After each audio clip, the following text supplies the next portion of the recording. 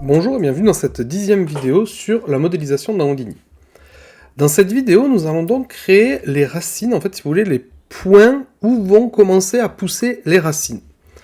Donc, ce qu'il va falloir faire, c'est prendre le sol, lui créer tout un ensemble de points dessus, donc chaque point représentera une racine, mais surtout, il va falloir que ces points, une fois qu'ils soient créés sur le sol, viennent se coller sur la tour, mais vraiment au niveau du sol. Donc pour faire ça, il y aurait plusieurs solutions, mais celle qui va être le plus facile pour nous, c'est de créer les points non pas sur le sol, mais directement sur la tour. Et après, une fois que les points sont créés sur la tour, on va les projeter vers le bas pour qu'ils viennent se coller sur le sol. Comme notre tour est parfaitement droite, cubique, même si elle a quelques petites déformations, quelques petites variations, si on crée des points n'importe où dessus et qu'après on vient les coller au sol, on aura parfaitement nos points de début de racines qui seront sur le sol et à la base de notre tour. Donc pour ce faire, vous pouvez créer un nœud qui s'appelle un scatter.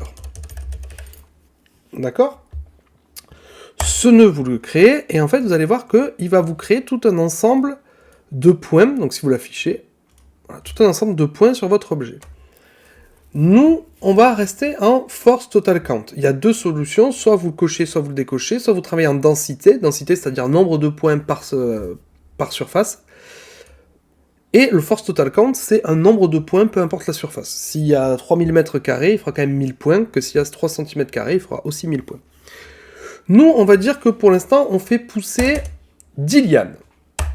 Le problème, c'est que vous voyez, du coup, mes points ici, donc ce que je vais faire, c'est que je vais grossir les points pour que ce soit plus visuel pour vous, parce que vous n'allez pas voir grand-chose. Donc je vais appuyer sur la lettre D, qui fait apparaître les display options, ici. Et vous pouvez aller dans géométrie, et ici vous avez point, display particle as point, et normalement je peux changer le point size ici, ce qui fait que vous voyez les points un peu plus gros.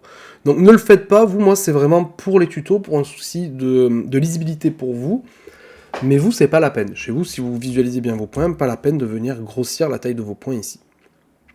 Donc, là vous voyez j'ai mes points qui sont sur ma tour, et moi ce que j'aimerais c'est venir les coller au niveau de mon sol, c'est-à-dire qu'ils soient tous là.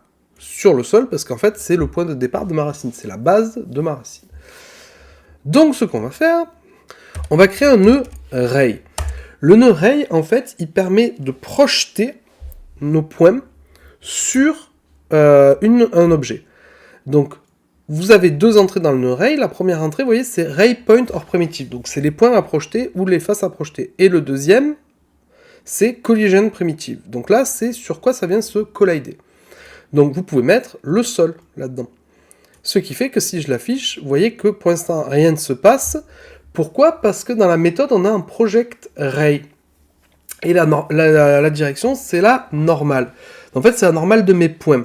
Mes points, pour l'instant, ils n'ont pas de normale, donc il n'arrive pas à projeter par rapport à la normale.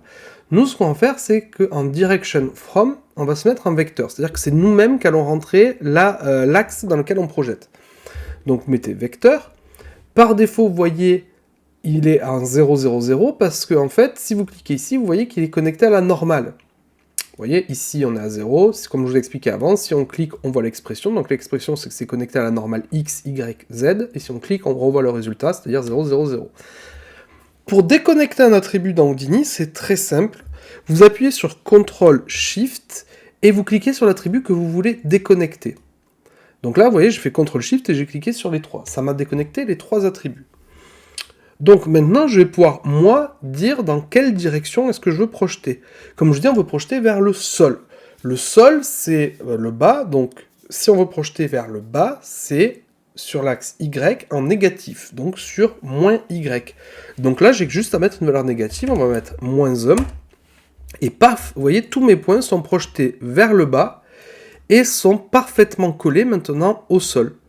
Et donc du coup, si on regarde ici, paf paf, si on regarde ma tour, ben vous voyez que on voit que mes points sont parfaitement collés sur ma tour et surtout au niveau du sol.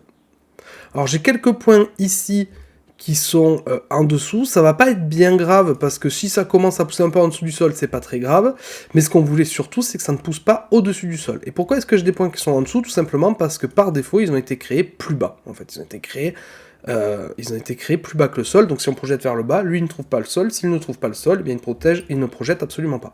Donc nous, ça nous dérange pas, comme je disais, en dessous du sol, ça n'est pas problématique.